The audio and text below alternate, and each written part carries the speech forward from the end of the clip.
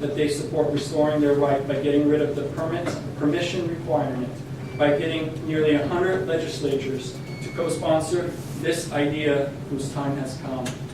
My wife, daughter, and I urge each one of you to opt to vote, opt to pass, so that the full legislative body can decide, not a select few. Thank you.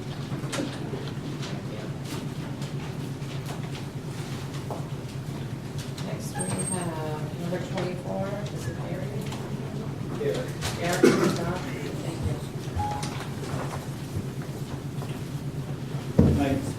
I'm here today to speak on LD652 and urge ought to pass. The injustice of debarring sufferers of domestic violence, the use of arms against emerging threats. 40% of women murdered in the United States are killed by men with whom they are or were in a relationship with. In June of 2011, in the town of Dexter, Maine, Amy Lake and her 2 children were killed pursuant to a domestic dispute. A protection order had been in effect for approximately 1 year prior. Paper doesn't stop bullets.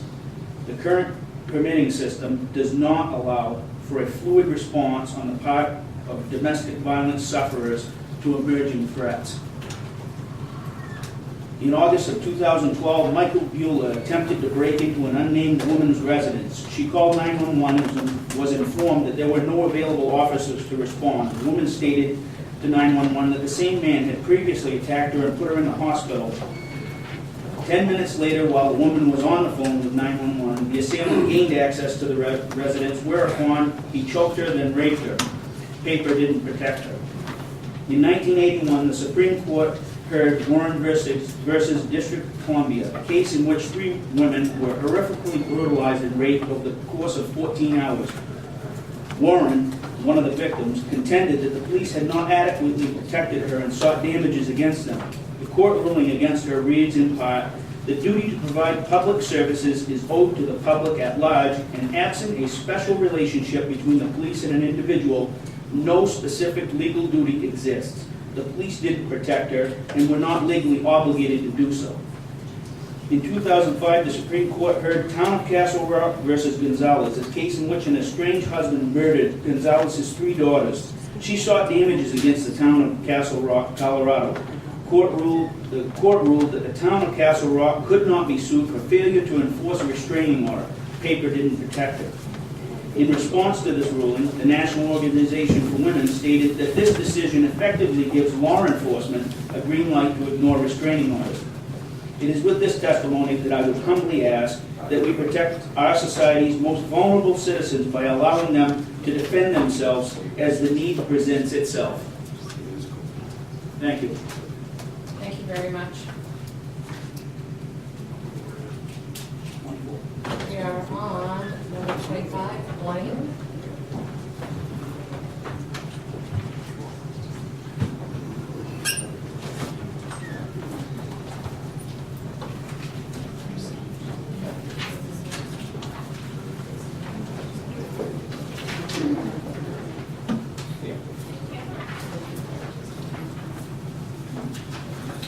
Any committee members that want to go get something to eat in the office, there are sandwiches in there, And it's online, so you and we can hear everything. all testimony in the room if you need to take a break.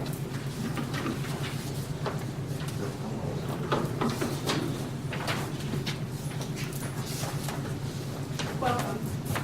Hi, thank you. I'm waiting for everyone to have Very smart. Nice to see you. Chairman Rosen, Chairman Powell, Powell, correct. thank you for giving me the opportunity to speak to you. I'm a 30-year retired Navy captain, aviator. I did 30 years in the profession of arms. And the oath that I took back in 1972 was that I would protect and defend, the military protects and defends the Constitution of the United States. I'm an oath keeper. I still hold my commission, and my duty is to protect and defend the Constitution against all enemies, foreign and domestic. And I can assure you, I know how to dispatch the foreign enemies. I'm not sure how we deal with the domestic enemies. We use the ballot box right now But what I'd like to do is bring you back to your first day here when you were sworn in. And your oath is here. I, your name, do swear that I will support the Constitution of the United States and of this state so long as I continue a citizen thereof, so help me God. This is an oath that all of you took, everyone in the legislature took. And my intent is not to, really browbeat you. We're here because of the transgressions and the harvesting of our rights that occurred by previous legislatures. Make no mistake, this all happened before your watch. But you have an opportunity here in this session to right the wrongs that were done. And if you look at your oath, it states both the United States Constitution and your state constitution. Well, the Second Amendment, I'd like to remind you, a well-regulated militia being necessary to the security of a free state, the right of the people to keep and bear arms shall not be infringed. Okay, well, previous legislatures sort of fooled around with that, but also in our Maine Constitution, Article 1, Section 16, to keep and bear arms. Every citizen has the right to keep and bear arms, and this right shall never be questioned. Now, for whatever reason, earlier legislatures decided to turn their back on the oath they took. And my plea to you folks is that you bring it back where it really needs to be. Because in the end, we are a country of laws. And in the end, we all took oaths. And I know that every one of you, when you took that oath, understood exactly what you were promising to do. And I would like to urge you to right this wrong. Good people don't need a permit to carry a weapon. You can open carry a weapon today with no permit.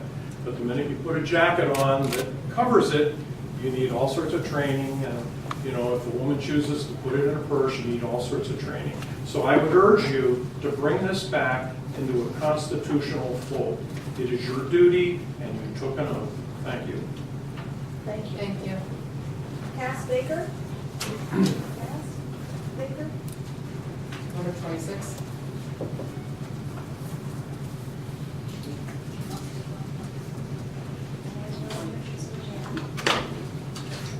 Oh, Blaine. Now, Wayne Richardson. Not Blaine. Blaine, like the Blaine House. That's right. James G. Yeah. My great-grandfather's best friend. I'm sorry. Yes.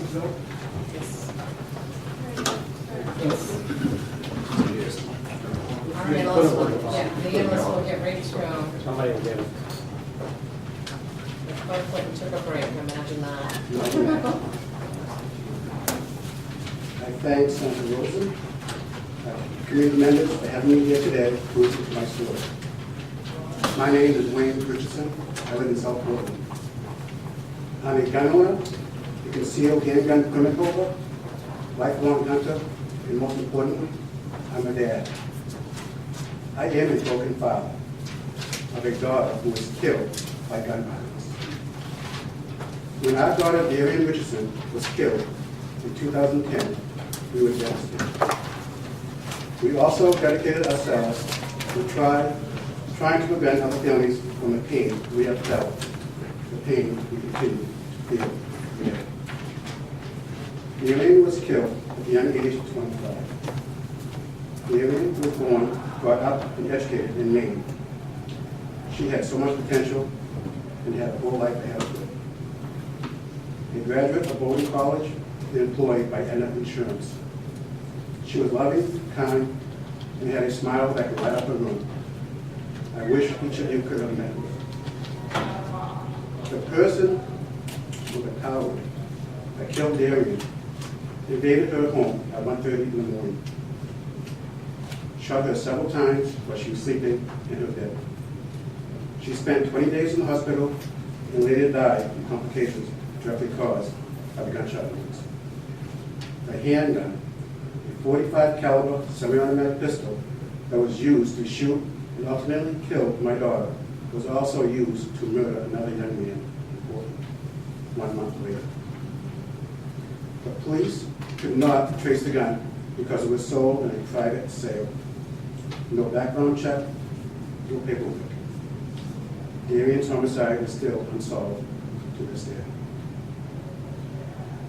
Many of you may know Darian's story, and therefore know the dangers that come from a firearm in the wrong hands. Dangerous people with no permit or training whatsoever and no background checks should not be allowed to carry hidden loaded guns in public in our communities. Right now, Maine has a good law that makes sure if you want a permit to carry a concealed handgun, you have to have a clean criminal record and basic handgun safety training. That's just common sense. It is a process that makes sure that dangerous people cannot legally carry concealed loaded guns in public. As a responsible gun owner, a concealed handgun permit holder, I believe strongly in the right to arm myself in order to protect my family. By making sure that we don't let criminals, potentially dangerous people, or people who may not even know how to handle a gun properly, carry hidden loaded handguns in public or in motor vehicles. I urge members of the community to please think of our daughter Darian as you consider whether to pass this dangerous bill, LD652, that will put more people in our state at risk. Please, don't discount this common sense. Thank you, Mr. Richardson. Very sorry for your loss. Thank you. David Walker. David Walker. John Merrill.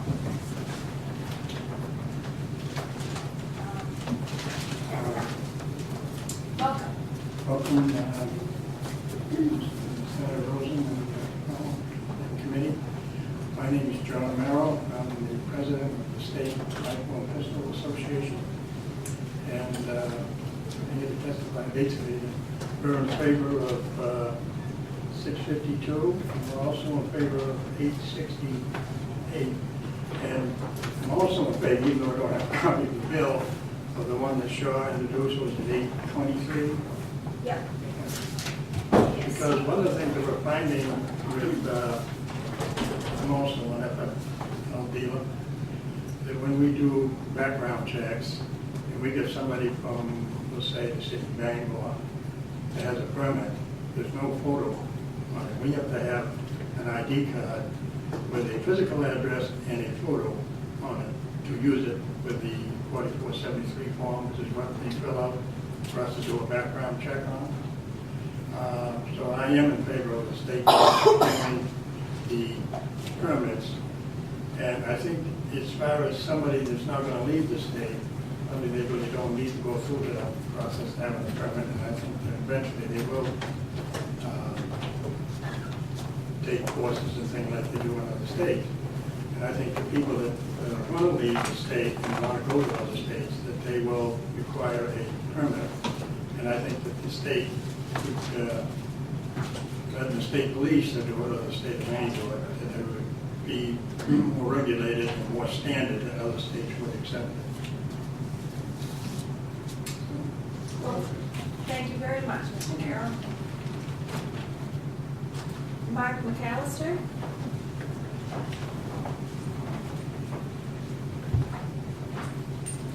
Welcome. Thank you. Should I leave some copies here? That would be great, thank you. Our analyst will be right over here. It's a long ways from that corner. Thank you very much. Senator Rosen, Representative Fowler, ladies and gentlemen of the committee, my name is Dr. Mark McAllister. I was born and raised in Maine. I'm an emergency physician living and practicing in Rockport. I'm here to testify in support of LD 652. I think that there are a number of arguments to be made today in support of LD 652, some historical and some philosophical. Though I support all of these, my goal is to highlight 3 points of a more practical nature. First, despite the hyperbole proclaimed in the media and here in this room by some of LD 652 detractors, this legislation would not allow one single additional individual to carry a loaded firearm in the state of Maine. only people to whom this bill applies are those of us who are currently allowed to carry a loaded firearm. Anyone who is prohibited from carrying a firearm under current Maine law is also prohibited from carrying a firearm if this bill were to become enacted as law. Second, unfortunately, there are people in our communities, our friends, our neighbors, our coworkers, that have a fear of firearms. To see people around them lawfully carrying a weapon for self-protection is very disconcerting, and it frightens them. Enacting LD652 into law would make it easier for those of us who choose to exercise our constitutional right to bear arms to do so more discreetly. It would take down the barriers to let more lawful firearm owners move their weapons out of plain sight, placing their weapons inside their jackets, purses, or elsewhere on their person, in order to put those neighbors, coworkers, friends at ease. Third, this piece of legislation has broad bipartisan support in both houses of the legislature. In today's bitterly politicized political process, it's increasingly rare to find a bill that has such widespread support from both sides of the aisle and across all parts of the state. With such support from our representatives statewide, it's particularly important that this bill pass from this committee in a way that it reaches the floors of the Senate and the House, where it can receive a full and healthy debate and ultimately be voted up or down by our entire body of elected representatives. I'd like to thank you all for this opportunity to address the committee, and I wish you all well on what's likely to be a very long evening. Thank you, Dr. McAllister. Brian Brick. How you doing today? Welcome. I look a little bit bored. Not at all. I'll keep it short. I'm a veteran of the U.S. military, the Army. I was over in Germany for 3 years, and it was just permit after permit before me. It was permits for your doghouse, permit for the kind of dog you had, permit for chainsawing, permit for canoeing, permit for kayaking, permit for mountain climbing. It was just permits from one end to the other. Now it's starting to show up as permits are actually being used against us in other ways. They're sort of being used as data mining. I know I woke one day to a phone call saying that one of our local police had put out that they had, basically there's people that came to the police station asking who the residents were that had concealed carry permits. This is a newspaper in Bangor, I won't mention their name. But anyway, it's not their business who has our permits, and it endangers our families to know that if we're away from home, somebody can actually go to our house by getting the names on the permits. So the last time I checked, when I was in the Army, I went in the Army to fight for a free country, and as we go from permit to permit to permit, it seems to get less freer and freer and freer. So that's all I've got. Thank you for your time. Thank you very much. Thank you. And receiver? Separate. Zachary. She's doing better than I would have done with it, I can tell you that. Sorry about that. I brought copies of the video. Thank you, we appreciate it. I'll be as brief as I can. I'm just going to read this detailed statement. Yeah. And I wrote good afternoon, but it's now early evening, so good evening, Senator Rosen and its Representative Fowle. Correct. And members of the committee. My name is Andrew Leon Severy. I'm from Litchfield, Maine, and I'm here in support of LD652. I would like to address the language the opposition uses to garner support against this type of legislation. They always use words to define their position, like comprehensive, reasonable, logical, and my personal favorite, common sense. Think about it. Who can argue against, quote, common sense? The TAC has served the gun control movement well, and one must simply ask that if carrying a handgun for self-defense is a right, why should the government regulate this right? And why should we then pay the government to sell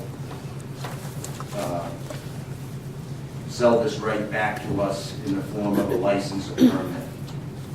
Doesn't sound reasonable, logical, or even much like common sense to me. I will conclude by asking committee members to consider this consider this, does LD 652 restrict or restore a citizen's right? I believe it's the latter. Thank you. Thank you very much. And in my defense, you didn't put the Y on the end. That's why I said sever. Oh, my bad, I'm a little nervous. I'm just teasing you. You did a good job. Thank you. Lawrence from Boonville.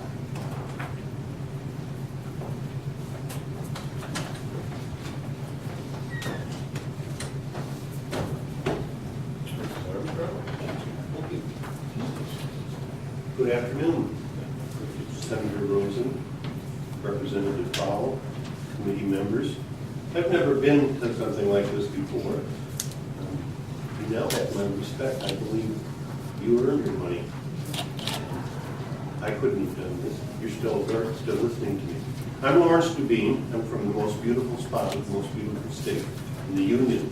I'm here to testify for LD 868. An act to remove limitations on reciprocity for concealed handguns permits. I've been a full-time resident of Greenville, Maine for the last 34 years, so I am still what some people might call a flatlander.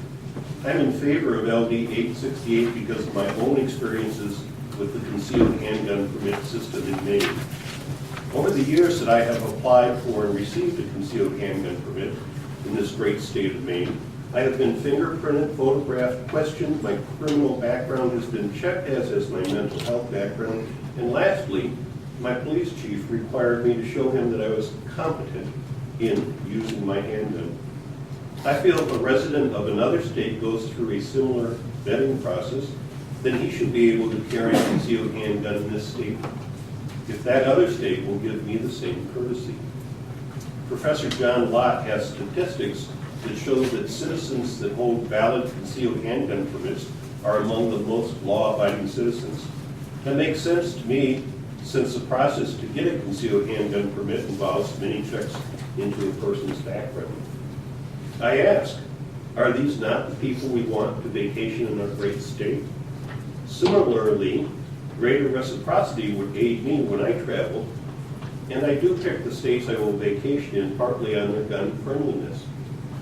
I understand that LD 868 is intended to increase the reciprocity for acceptance of concealed handgun permits between the various states and Maine. I am in favor of LD 868. Respectfully submitted to the committee. Lawrence Dubine. Thank you very much. You did a great job. David